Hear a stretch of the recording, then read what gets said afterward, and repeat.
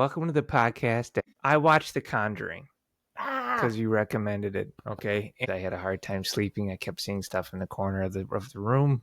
I'm not good with exorcisms types of horror. I'm more of like a creature feature. yeah. So yeah, this was tough for me. So, but what I thought was really cool is that Mhm. you can see the influences on the movie, right? So Yeah. it opens up very Amityville, Mm-hmm.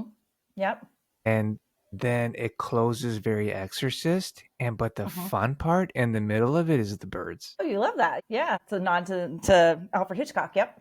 So I was like, oh, this is really fun. We can kind of see all of the influences playing out through the movie. And then I love that it's a period piece, so it feels timeless. Like you can watch this 20 years from now and you're not going to be like, oh, it's old and schlocky, you know? Yeah. Yeah. Exactly. Exactly. I mean, I've been doing something really unique lately. I Mm-hmm. have picked like my 3 favorite films, and I'm going into YouTube and I'm finding people who are reacting to those films first, like seeing them the first time. And Oh. what I find interesting is the feedback and everything they say about seeing the film for the first time, which makes you think about that kind of stuff. Where a lot of people comment like it was a period piece, but it didn't feel like old, and it felt Yeah. still like really good. And there was things in here that we've seen before or since then, but the way that it was done in this film was just so different and had everybody on edge. And I just love hearing people give feedback like you're giving, where it's just like, it feels like this, but it's like this. And yeah, I love it. Man, yeah, it was cool. And so I'm watching this, I'm watching it late at night, and I'm trying to keep the volume down a little bit so that way I'm not freaking my wife out while she's trying to sleep. But man, it was intense. I mean, I could see why people may, want to come back for more because Yeah. the Warrens have such a great relationship on screen. So you can really mine that for future installments, and especially when they have their own little museum there. I mean, that's screaming for more, IP. So it all made sense. I don't know if that was the goal in the first place or if they just, were just trying to adhere to kind of what the Warrens were doing. But I'm out after one. Well, it's so funny because I was thinking today, I was like, oh, I'm going to talk about a movie I saw recently that's a sequel. And Okay. I felt like it was pretty good follow up in terms of like sequels, because sometimes the sequels are just, they're hit and miss. Right. And The Conjuring happens to have a sequel that is pretty on par with the first one. Mhm. Some people feel like it's even better, but Okay. it's one of those times that like a horror film comes out with a sequel that's just as like intense and packs a punch like the first one. So if you're done and you're thrown in the wife, I get it. But if you are going to watch another one, I recommend watching the sequel. The first one scared the hell out of me. Yeah. I'm out.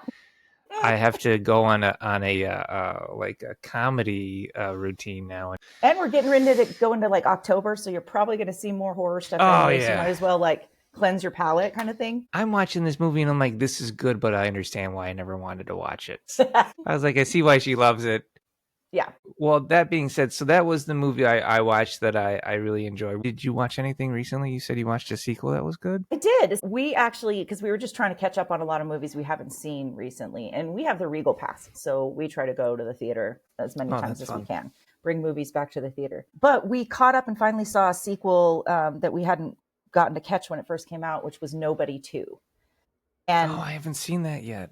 Oh, the first one was so great. Yeah, I loved it. Talk about the idea and the concept of like the guy who, there's always this kind of concept about people who are in their former life, they were spies and action stars. And then now they have a family and they're, it comes back to haunt them. But nobody took it and did a twist on it to a whole new level, particularly with like having Bob Odenkirk in that role. And so then we saw the sequel, and while it feels different, because it's different tonally, it still was just as like really fun to watch. And I think it's because when you find an actor that can kind of embody a character and really bring that character to life, so that in your mind, no matter what film that character is in, you know what you're in for. And there's no like disappointment of the expectation of what you're going to get from that character. So John Wick, for example, like we know when we see John Wick in a film, we know what we're going to get. And we're there to probably see that because we want to see John Wick. And so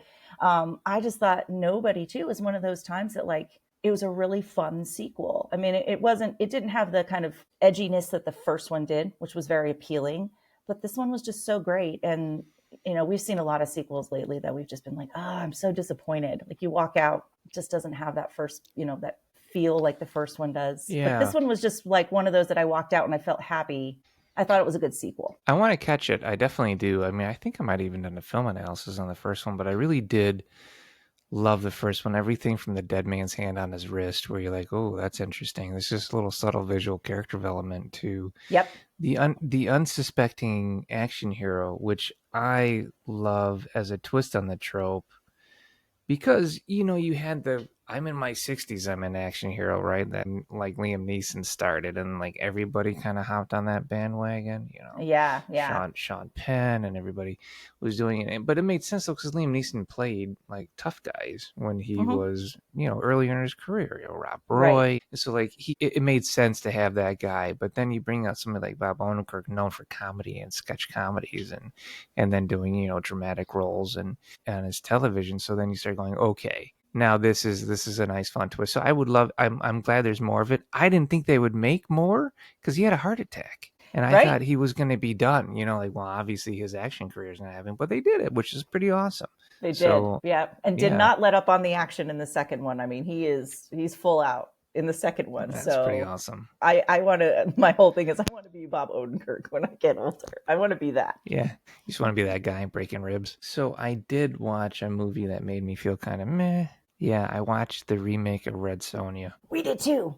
You did? Yes, we get to chat about it. Oh my God, we get to talk about it. So I put out some cash for this just to rent it.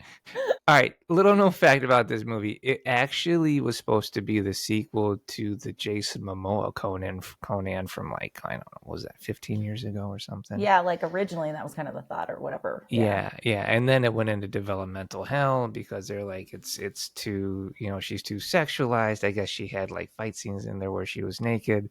And then directors left, and stars that they cast left, and so then eventually they brought in a director to save the project. They brought in a new star, and they reworked the script, and it just has problems. And I hate to say that because I love a good sword and sorcery flick, and they tried, right? Like you watch it and you go like they tried. I can even forgive bad CGI, sure. if the script is good and made sense. But when you've got bad CGI and then the script is everywhere and the character is inconsistent in the writing, then you start going, okay, did we have too many drafts and rewrites? Did they run out of budget and they had to, condense stuff?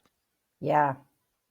I mean, because they don't have to cast a 6-foot-tall redheaded lady to play her. I mean, that's what she is in the books, right? But you don't have to have that. Yeah. In the book, she's a warrior, a barbarian. I'm an old D&D guy. Right? So back then, we called them dungeon master. Now they're called game masters. I mean, I was a DM back in the day, so typical. So they wrote her like a ranger. She loves this horse. She's out in the forest. She's living off the land. Like this is not barbarian-esque type of tribal living, right? And then she's swinging a sword and can't swing it. Yeah, can't swing it. And they wrote that into the character, like, oh, she's like, I'm better with a knife. Okay. What? Yeah. Okay. So maybe it's because the actor has a smaller size, and so we're going to retweak the character. Like, that makes sense to me if we're going to do that, if we're going to stick with her doing knives. But then she's swinging a sword later in the movie as a pro. Yeah, as if she's just been doing it her whole life. So it took 2 weeks maybe for her to like I don't fully understand. train. I'm lost, and the script lost me. The character's motivation was, that was for me, that was the big thing, was the character motivation. Yeah. And I'm like you. I mean, well, first off, I love the original, but I understand what the original is. And so you take it for what it is, on purpose, right? It was exactly. And so with this one, you could tell they weren't going to probably go that direction, but I'm with you where it kind of felt like, but what direction are you going? Where are we going here? Because I got a little lost where I felt like you're setting up to where, again, talking about character expectation, when we're going to see a Red Sonja film, there's an expectation of what we're wanting to see or what should be there. So then when she can't fight in the beginning, or she says, Yeah. you know, I lost this fight, it's like, you guys were just wrestling on the floor and then they broke Right. you up. Like, there was no, what are you talking about? But that's the thing is, like, she says, like, I lost this fight, right? And I'm not great with swords. There's no subtext in the dialogue. No, Like, and yeah, I'm not talking shade. Like, this is the way it's written. I mean, sure, everybody tells you their motivation when they meet you. And I have no problem with appropriate monologuing, if that's a term I can just create right now. sure. Sometimes I you love it. need, sometimes you need some appropriate monologuing that fits the character, that fits the setting, so that we can kind of say, hey, this is what's going on. We only have 90 minutes. Let's get into this thing. But you have that consistently throughout the entire film. Yeah, yeah. It was. I when I get halfway through the film and I'm talking out loud, I really try not to. We saw it in the theater, and I You try not were. to. But when I start talking out loud and saying things like, "Oh, because that makes sense," you've lost me. I'm done, and now I'm questioning every decision that was made in this film. I'm So with you I, yeah, 100%. I mean, she's Red Sonja, the daughter of the devil, or whatever they would call her. right. And then she goes through the whole thing, and it starts out very Spartacus. I don't know, Yeah, man. It almost starts out like Robin Hood, and then kind of Spartacus. And see it's that blend of right, that. like Yeah. she's trying to, Hmm. like, say, defend the forest almost, and then she's, gets caught, and then she's in this arena like Spartacus. And they're trying to do that, but then it doesn't really work out.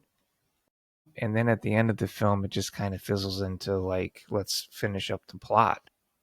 In a rush with a twist that was, to me, not earned at all. Yeah. So, All right, because it was monologued. well, and We I don't, never, yeah. when I Did don't we even even need it? understand exactly, when I don't understand the antagonist's motivation, and I love that actor, and you could tell he was having a Oh, lot of he's fun. so great. He's so good. I love him in the Umbrella Academy. So when I saw him, I was like, okay, we're gonna have some Yeah, I was fun with like, this. close. Well, Yeah. yeah, it was gonna be great, but I just didn't. I wasn't on board. Even sometimes you want to be able to have that empathy or whatever for this character, and I'm like, I don't understand what you're really trying to do here, though, because you're kind of doing what you want to do.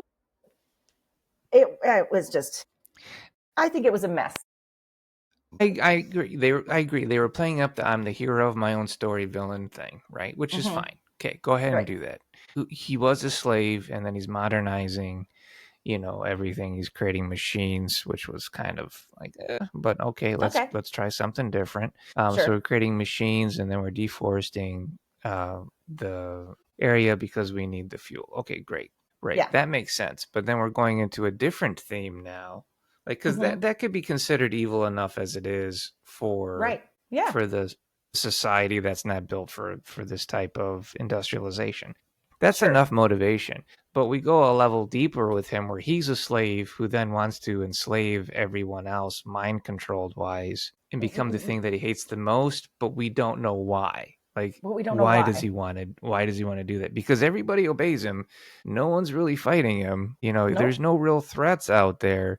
So Yeah. why are we just trying to enslave everybody? So I was Right. losing the motivation there. I don't know if that got Mm-hmm. cut or lost in a reiteration of the script. It's But possible. yeah, that Yeah. that part was a lost thread. Yeah.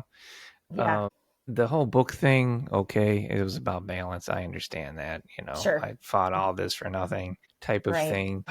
I It just, just, yeah, yep. man, You and I feel the same, where I just walked out going, hey, I I want to don't watch the know. first one again. I felt the same way. I was like, now I feel like I Yeah, need to just go back and watch the first one, yeah, just to because it was just to it watch was it. tacky, it was fun, it was a De Laurentiis.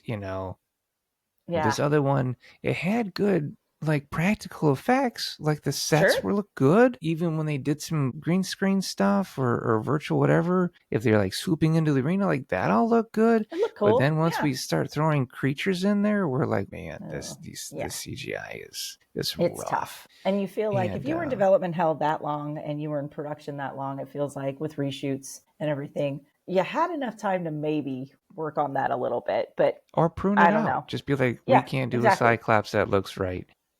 Prune it out. We can't do rhinos Right. that look real. Prune that out. And then do the monkey baboon men warrior thing. I mean, those looked real. They looked amazing. So I was like, why not just Do that. build Yeah. build that out? Build that out. But I think the actor who played Red Sonja, I thought she was fine. I She didn't was think fine. she struggled with it. I thought she brought, some humanity to the. I wish that they had created the love interest for her. Didn't feel forced. Like he walked up and be like, "Hey, I'm into you now." Like there was nothing Right. leading into that moment. Yeah. So I saw good bits and pieces in there. That was like, oh man, that could be fun. Like when she cuts his arm at the end, or stuff like that. I was Yeah. like, that was Yeah. pretty Yeah. cool. Or the guy making her wear the metal bikini was tongue in cheeky on purpose. And I was like, yes, I want more of that, please. More of that. Yep. Because that was the fun bit. That was the fun part. And I loved it. Yeah, That stuff does not yeah, bother me. I love that kind of thing. yeah, exactly. And then she that builds up into her getting better armor, right? Which you're like, hell yeah. And then she comes out and she's dressed the same except she has shoulder pads. Yeah, exactly. So that was the part that I was like, oh no. That didn't work at all. Red Sonja, if you're looking for something like the original, it's not there. It took itself That's more definitely not it seriously. for sure. Yeah. Yeah. Did you happen to stumble upon any bad screenwriting advice? Oh, I did because I was actually reading something. I'm sorry about my cat who now has decided. Your cat wants to hear trash screenwriting advice, so we're here for it. My cat's like, it's I'm just fine. gonna whine and cry. So no, I did. Yeah, I came across a couple of things actually. So one of them was they were talking about log lines, and we all know the struggle it can be to try to write a log line or come up with a log line. I mean, that seems to be probably one of the hardest facets of us being the screenwriters that we are, the writers that we are. And this person was talking to somebody and giving advice about how to write this log line. It was so much stuff that they were telling them to put in the log line that I was like, this is like a 4 or 5 like sentence log line that you're telling them to write. Oh my God. That's the exact opposite of what you should be doing. But it felt like the way that they were describing it was like, why don't you just write the whole summary of everything about your movie? And give me a short synopsis for your log line. I see that a lot. I see a lot of people think a short synopsis is a log line. They're doing 3-4 sentences and you're like, bro, it's not it. It's 1 sentence. You can maybe do 2 sentences. I don't recommend it. But some people do and they get away with it. But yeah, it's protagonist, the goal, and the stakes. I mean, that's kind of it. And I find that interesting that somebody's out there trying to do like, yeah, no, you need to add more to it. Yeah. I even heard sometimes it's good to make sure that you have a reference to like what time, like, is it a period piece? Is it a this? Is it a that? And I'm like, unless it has like direct context to, again, your character, your conflict, kind of thing, what their goal is and how they're trying to overcome, you don't need any of that. Like, why are you telling people this? And that was one of the ones that I came across that I was like, oh, interesting. Let's talk about log lines. I think the best advice I can give for a log line is that if you can't write your log line, there's something wrong with your story. Yeah. Even after you've written your script, if you can't say what your log line is, you probably don't have an idea of what your story is even about. Right. It probably means that you don't understand your concept, your theme, and it's kind of meandering about a bit. But if you know, this is my character, this is my character's goal, this is what's trying to stop my character, you have your log line. Right. Exactly. Yep. We were talking to a couple of writer friends of ours about something that we were all kind of working on and going over this script. And my other half, Lee, he asked this person to like, okay, explain the story to me. Explain what the script is. And this person starts going like, well, it's about these 2 people that blah, blah, blah. And he's like, no, stop. You already lost me. You have to be able to at least explain it in like 1 sentence. And then he used a fantastic example, which now is just kind of my favorite thing to say all the time. He's like, what's Die Hard? What is Die Hard about? And the guy looks at him and he's just like, Die Hard is about a guy that's in an office building and he's trying to stop terrorists from blowing up the building. Oh, Bam. Look at that. That sounds like a log line. I don't need to know anything else. I don't need to know that he's a cop from somewhere else. I don't need to know that he's there to see his ex-wife and try to rekindle their marriage. We don't need to know any of that. It all began 22 years ago. Exactly. You're like, oh, hold on a second. That's my favorite thing now. I bring up the Die Hard thing because it's like, oh, it's good. It's not more, Jaws. What is Jaws about? It is a man trying to stop a man-eating shark from killing people on the island that he is protecting. Like, like you can, I can do a better logline than that, but you get the point. Well, I mean, it's still a logline. You got it. You're not going after 3-4 sentences trying to tell me what a shark is trying to do. I understand what the shark is trying to do. Exactly. Wants to eat people. People are delicious. Yeah. I mean, I don't know firsthand. I just assume a shark thinks people are delicious. Yeah, Here I just am it's digging. I'm not. just going to keep digging this hole until the internet thinks I'm a cannibal. All right. I'm not saying I've eaten a person before. But I can imagine that. Yeah, it's Next, fine. I'm going to go for a career in politics. Ah, that's the natural next step. Yeah, bad logline advice Mhm. is good trash advice. So I'm glad that we could tackle that today. Yeah, Well, I tell yeah, you, I want to hear from our listeners. So if you've had some trash screenwriting advice or a film you yes, loved or hated, I want to hear about it. You can make a comment, or you can go on our Instagram at ScreenwriterPod and make a comment, or even message, and maybe we'll talk about it on the show. yeah. Bring it on, man. Let's do it. All right. Is there any movies you want me to watch this week that won't destroy my sleep for a That couple of won't days? destroy your You have sleep. any ideas? Well, I feel like if you want to go like right back to comedy, anything new that's come out comedy wise, like have you seen the Naked Gun reboot? So Oh yeah, do so that. good. Yeah, Yeah. so good. Talking about Liam Neeson going from an action star to a comedy. Like Oh my God. that's next week's conversation. Let's I do that. love that movie. We could absolutely talk about The Naked Gun. And I was thinking of Weapons. I heard Weapons was pretty good. We saw So I was Weapons. thinking of watching Weapons. Okay. Yeah, definitely. I actually am very interested to hear what you think about Weapons. I like that director, and it's a very interesting, kind of unique storytelling style. So it'll be Okay. interesting to see what you think about it. Well, yeah, I'll watch Weapons and then you want to meet up next week and we'll chat about it. Let's do it. Do you think you could find me some more trash screenwriting advice? There's a whole list. It's out there.